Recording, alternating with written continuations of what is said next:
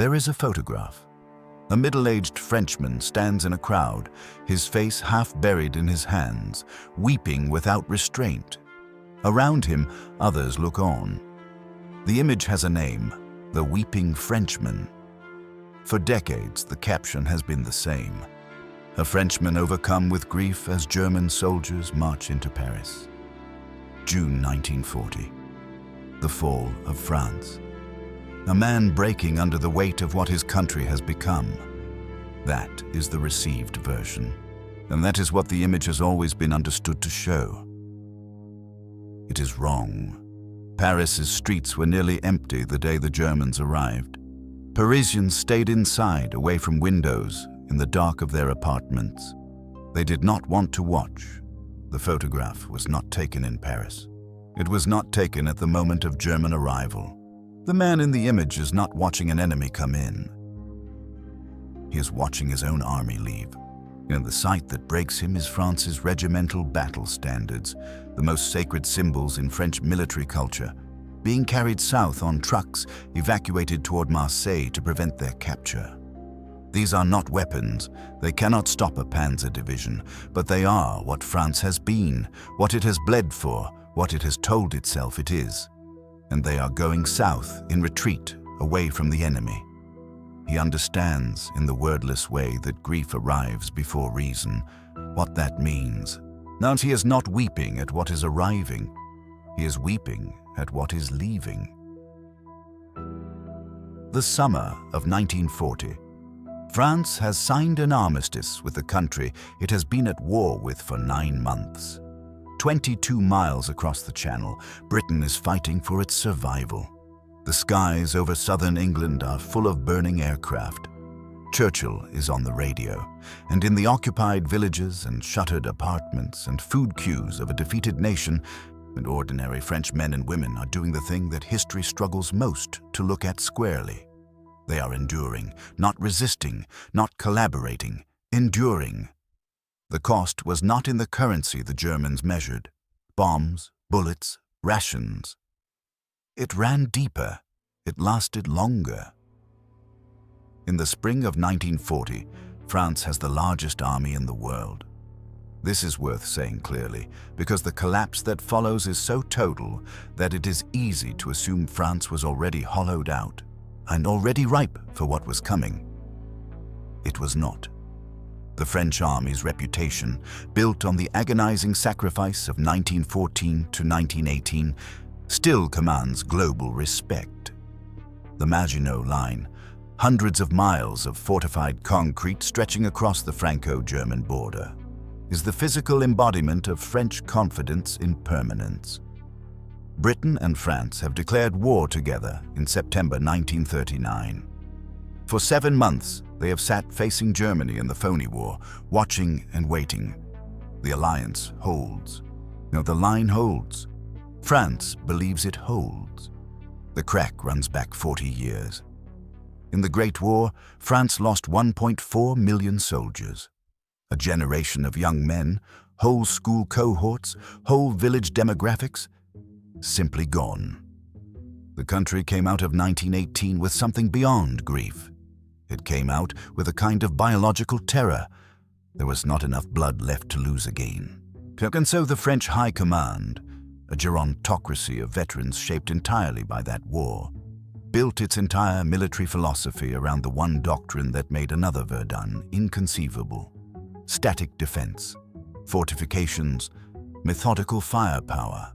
Never advance unless you know exactly where you stand. This doctrine has a name. History calls it the Maginot mentality. The concrete line is its most visible expression. The deeper expression is a command structure that cannot conceive of speed, and generals who plan in days when the enemy is planning in hours. Tanks ordered to support infantry and forbidden radios because decentralized initiative feels like disorder. A front 500 miles wide with no strategic reserve held back for a breakthrough. Because a breakthrough, it has been decided, is not really possible. Marshal Philippe Petain himself has declared the Ardennes impassable for a large military force. He vetoes any extension of the Maginot Line to Belgium on this basis. And nobody raises the fact that French tanks successfully maneuvered through the Ardennes in exercises the previous year. May 10th, 1940. The German offensive begins. It strikes through the Netherlands, through Belgium, and through the Ardennes. The armored columns move through the trees at a speed the French command cannot process. By May 13th, the main German force has crossed the Meuse at Sedan. The line does not just break, it ceases to be a line. Churchill flies to Paris. May 16th, and he walks into an emergency meeting at the Quai d'Orsay to find a government already in collapse. Outside the windows, diplomatic staff are burning documents in the courtyard. The bonfire is visible from the street. Churchill turns to Gamelin, the French commander-in-chief, and asks the question he came to ask: where is the strategic reserve? Gamelin looks at him. There is none. 3 words. The rest is consequence. What follows the military breakthrough is not just a military disaster. It is a civilizational one. An estimated 8 to 10 million French and Belgian civilians take to the roads. This is l'Exode, the Exodus, one of the largest mass flights in modern history. Families with mattresses piled on carts, elderly people in wheelchairs pushed along cracked summer roads. The Luftwaffe flies low over the columns and strafes them. People dive into ditches. Children are handed to passing strangers in vehicles, the parents hoping their children will at least move faster than they can walk. 90,000 children are separated from their families in the chaos. A boy named Paul Charles, 18 years old, is last seen in Chartres, swallowed by the flood. The German army knows exactly what to do with this. The refugees clog every road the French military needs. The human flood is weaponized as an obstacle. Local mayors and police have fled. The social contract has dissolved. The chaos itself becomes an argument for armistice, for anything that makes it stop. June 14th, German forces enter Paris. The streets are empty. Parisians have chosen not to watch. The city is silent, occupied, stunned, drained of cars and noise and any sign of the life that was supposed to be there. June 16th, 1940. Prime Minister Paul Reynaud resigns. He wanted to keep fighting. From North Africa, from the Empire, from anywhere. He is outvoted in his own cabinet. President Albert Lebrun turns to the man France has always turned to when France needs saving. Philippe Petain is 84 years old. He is tall, even now, ramrod straight, white-mustached, those pale blue eyes that everyone who meets him mentions. He moves slowly. He speaks slowly.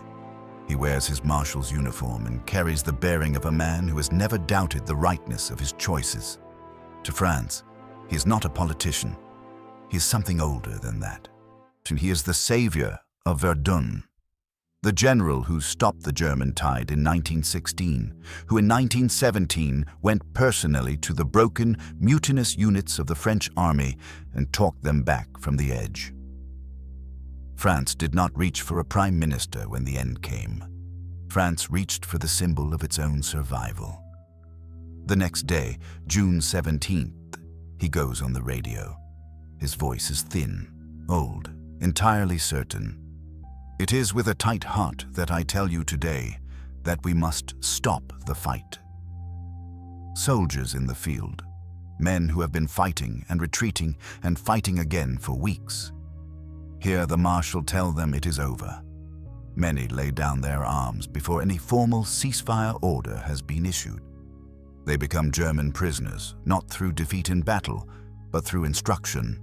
1,800,000 French servicemen enter German captivity. 24 hours later, a different man stands before a different microphone. Charles de Gaulle is 49 years old, nearly 6.5 feet tall, angular, gaunt, with an air of contained intensity that most people encounter as arrogance. He holds the rank of Brigadier General, 1 star, appointed to a minor ministry post only weeks ago.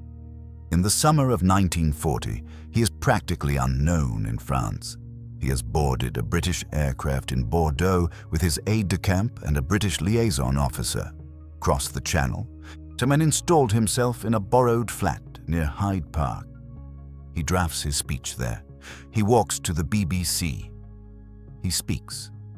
France is not alone. She is not alone. He calls on French soldiers, officers, engineers, anyone to join him. Whatever happens, the flame of French resistance must not be extinguished and will not be extinguished.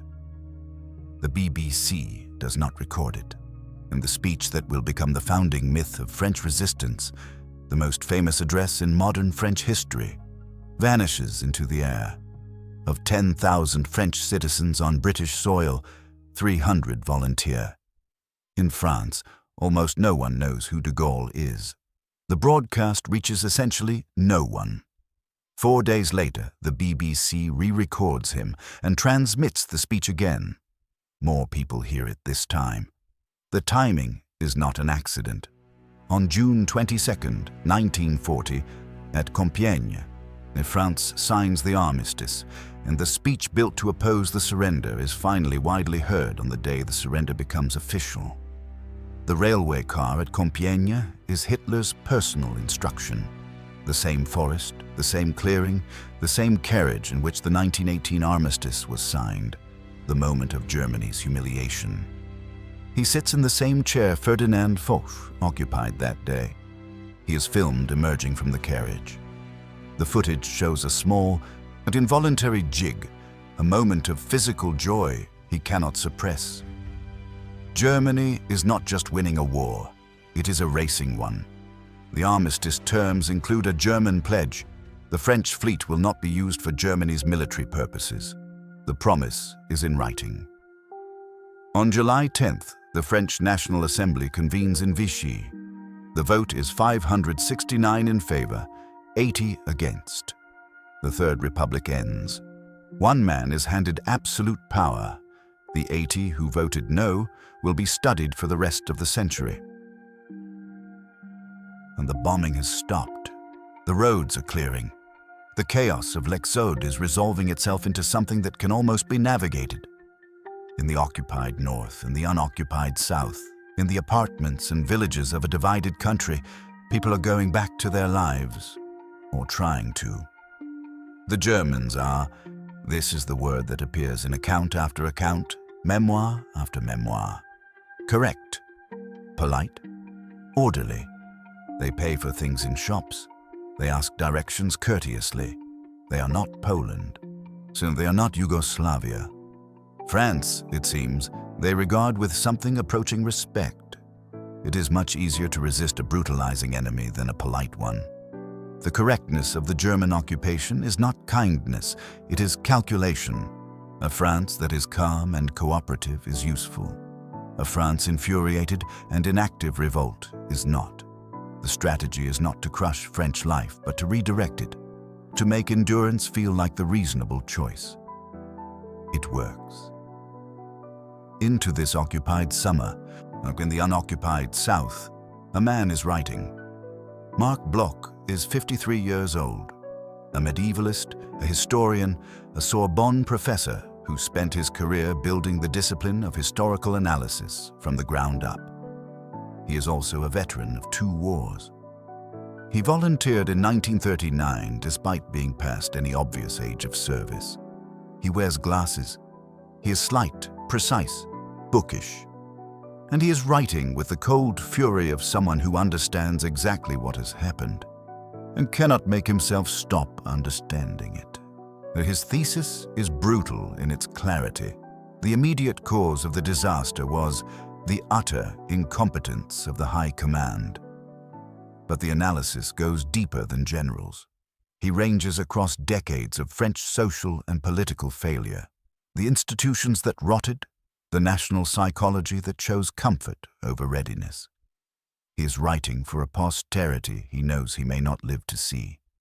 In a private testament composed alongside the manuscript, he does not perform despair. So he performs something harder. My only hope, he writes, is that when the moment comes, we shall have enough blood left to shed. He is not speaking abstractly. He means it literally. Across France, people who do not share Bloch's clarity are enduring in the way most humans endure, by putting one day after another. The 1.8 million families trying to locate husbands and fathers among German prisoners. Wives writing letters they don't know how to address. Or parents who lost children on the roads of l'Exode still searching for them in autumn. People in food queues, people obeying curfews, people learning the rhythms of a life that was not supposed to be this life. At night, those with radio sets and the nerve to use them turn the volume down and tune to the BBC. Churchill's voice.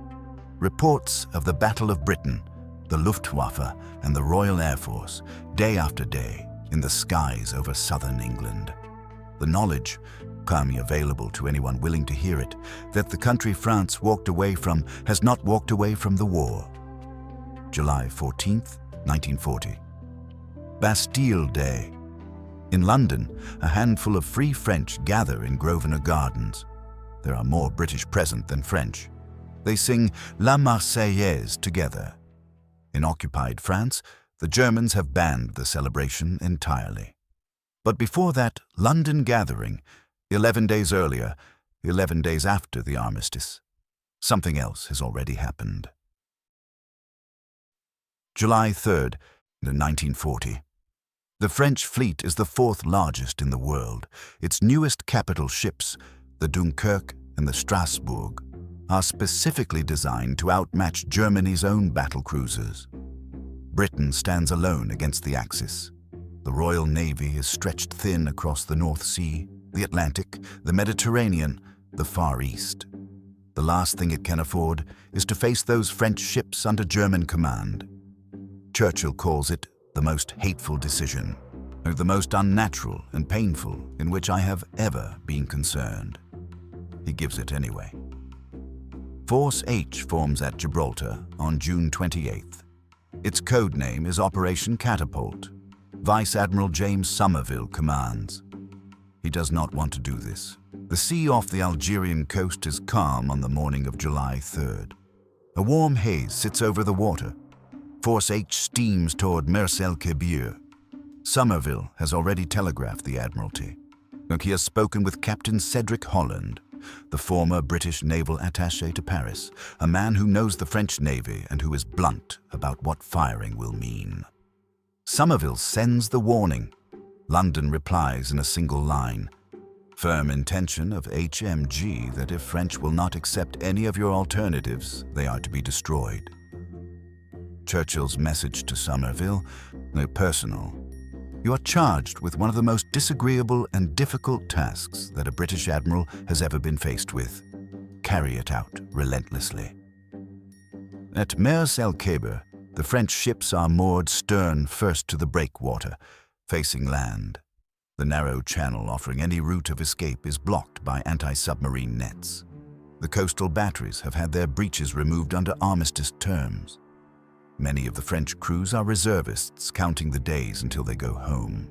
Somerville sends his ultimatums. Hours pass. Admiral Marcel Gensoul, furious that a British captain rather than an admiral has been sent to negotiate, stalls. When he finally meets Holland face to face, he produces his orders from the French Admiralty. If any foreign power attempts to seize French ships, the fleet is to be scuttled, not surrendered. He's telling the British that this fleet will never fly German colors. It is too late. Holland leaves the harbor. Force H opens fire. 15 minutes. The Petain explodes. The Dunkirk is crippled and on fire. 1,297 French sailors are killed. 350 more are wounded, men who were allies 3 weeks ago. The fury in Vichy is immediate. Petain breaks off diplomatic relations with Britain. French aircraft bomb Gibraltar. The British torpedo the Richelieu at Dakar. Two nations that were fighting together in May are, by July, conducting bilateral skirmishes. The Vichy propaganda takes one theme and runs it without end. Churchill is a murderer of French sailors. Then the Germans move.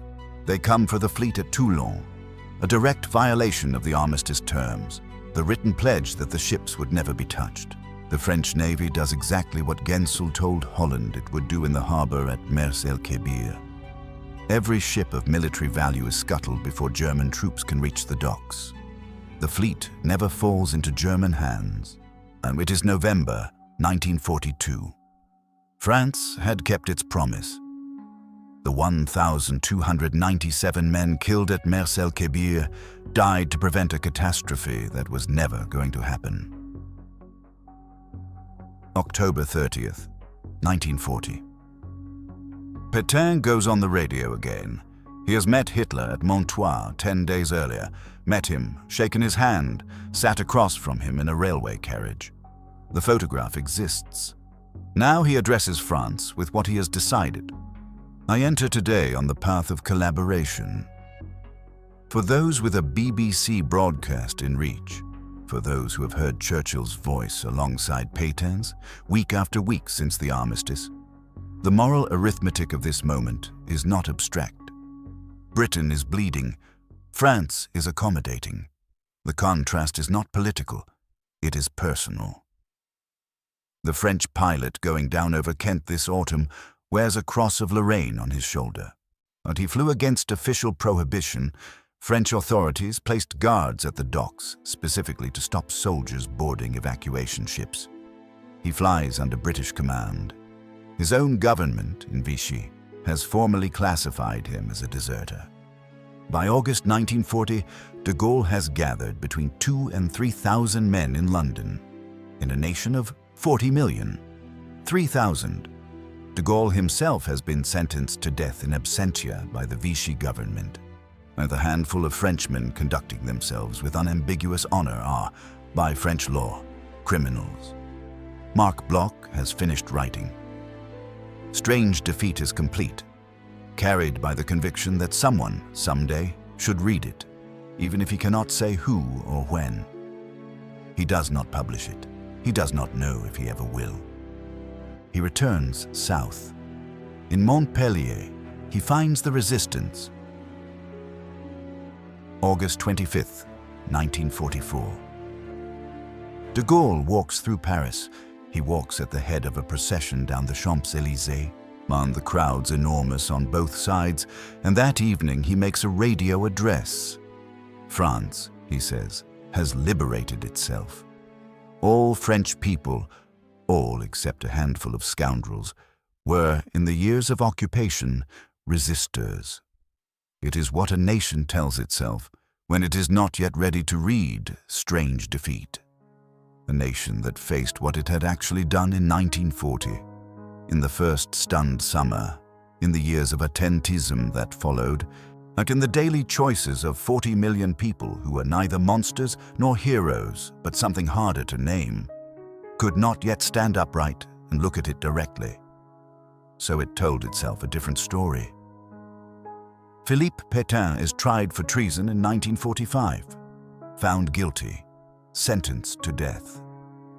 De Gaulle, who once served under him, who was shaped by his example, who owes him a debt of military education that cannot be cleanly settled, commutes the sentence to life imprisonment.